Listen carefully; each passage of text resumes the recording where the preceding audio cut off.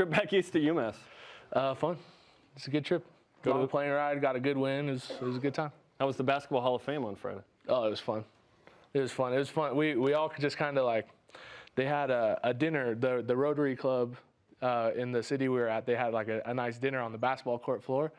So we were walking around, but everybody just kept looking down at the floor wanting to play basketball. And so somebody went down and talked to them, and they said if we helped them move the tables, then we could shoot some hoops. And so everybody came down just like then to sacrament meeting and picked like up the all steak tables center. and the Yeah, chairs, and yeah, everybody exactly. just started playing basketball. So They wondered why we were good so time. good at it. yeah, Yeah, wait. had a lot of practice. You guys are efficient. Yeah, what the heck? That's crazy. Let's rewind to when you were younger. Your dad played at BYU. Did you grow up a BYU fan? Was this always something you wanted to do? Yeah, for sure. I mean, I grew up just kind of running around the Smithfield house causing trouble when I was little, and so it's always something that I wanted to do. I love being around, and it's been a big part of my life. BYU has. There's Mike. He wore 66. He played 91 to 93, 87 as well. So he's with Ty Detmer for the most part. Some special times, senior year there. You took 66 as well. Was that always going to be the number here? Yeah, that was always the number. That was my number growing up, and I was lucky that it was open when I came, and so I snagged it and wearing 66. How does that work if your number's taken? You hope they graduate quick. Can you give them something to get the number? How does that work? Yeah, there's some negotiating that goes on, but you know. Who's going to argue with him? Look how big he is, right? Kairos. But yeah, he will. But yeah, most of the time you just kind of take what's open and you roll with it. When was this guy on your recruiting radar, Kalani? Well, since he was a kid, I mean, I was a player when Coach Empey was here, and so I remember him when he was a little kid, you know, and still cute like he was back then.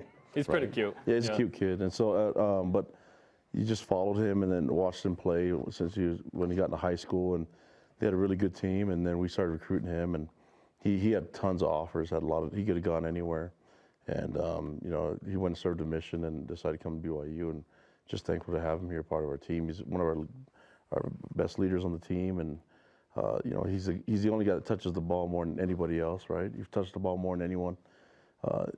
You know, and he's going to be a 4-year starter, so he's a guy that probably touched the ball more than anyone in BYU history by the time he's done with it, and smart. He can play any position, and so he's kind of made to play at BYU and dominate. He's a legacy kid.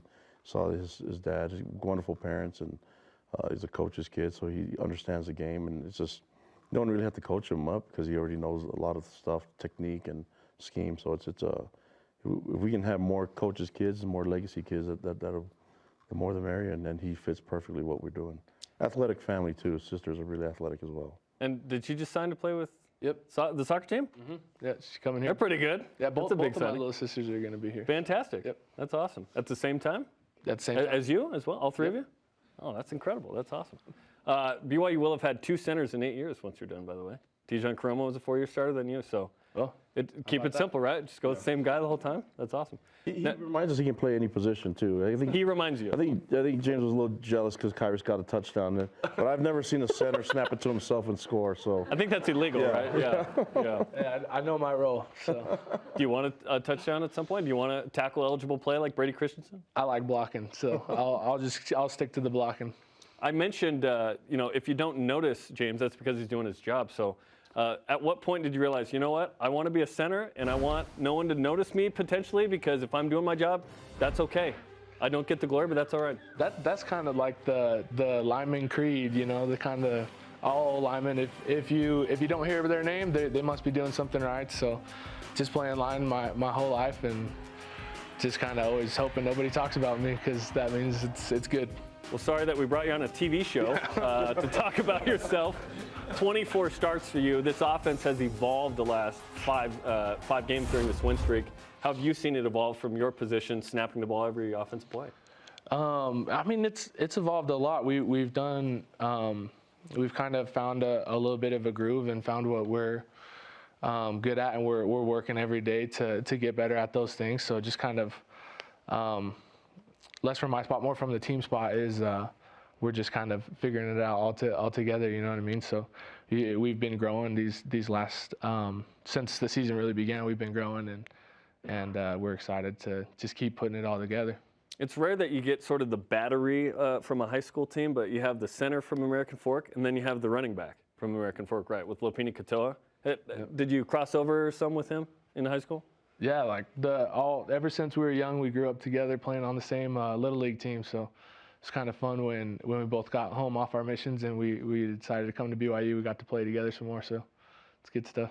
And Kalani, it always helps when there's some connection, whether it's in the region or county or state or whatnot. It's nice to have a couple American Fork cavemen, right? Yeah, of course, and I mean, but these guys are great at welcoming everyone, making them feel part of the family, and you know, James is being really humble, but he's a big part of why this thing is working, especially at the O-line and all the offensive side. That the identity they're taking is from him being the consistent guy and leading the way, and so his leadership is something that he won't talk about himself, but he's one of our best leaders, and not by just his example, but the things that he says and things that he does is, you know, he's a great young man, and I'm honored to have him on our team. Let's talk about the process pre-snap. So walk me through it. A play call comes in from the sideline. Zach Wilson gets said play call, makes the call, and then when does it get to you, and what role do you have in that? After Zach gets it, he'll tell us kind of a code word, and then everybody kind of knows what the play is, and just based on kind of wherever the defense is at, you know, you kind of call out the center of the play, and you kind of know, based on that, everybody kind of knows what they're supposed to do. So just kind of from the time we get it, and then we figure out where the middle of the play is, you know, and where we need to kind of what everybody needs to do. After that, it's just snap it and go. So go quick, get the ball, line it up, Yep. and go. Okay. The UMass game featured a season-high 320 yards rushing. Jackson McChesney, 228. What was it like to set a season high on Saturday against UMass in rushing? It was just a lot of fun.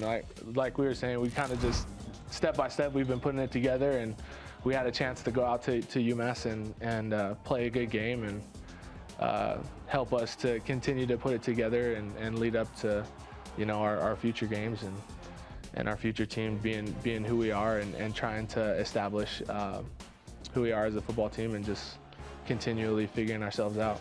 It was a good moment to kind of learn more about ourselves and put some pieces together and have a lot of fun at the same time. So.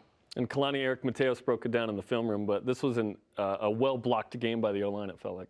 Yeah, and they've been doing a great job all season long, and you know, we've had some mistakes. I think every position group has had some mistakes that they're working with, but we have great young men, and I think the more feedback and the more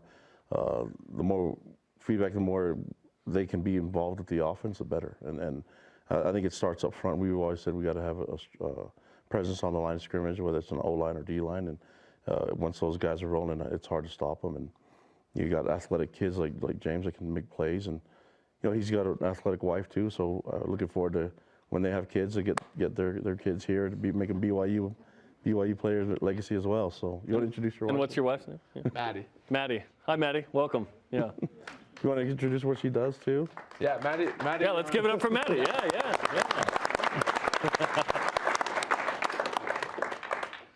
She runs track and cross country at UVU, so. Very nice.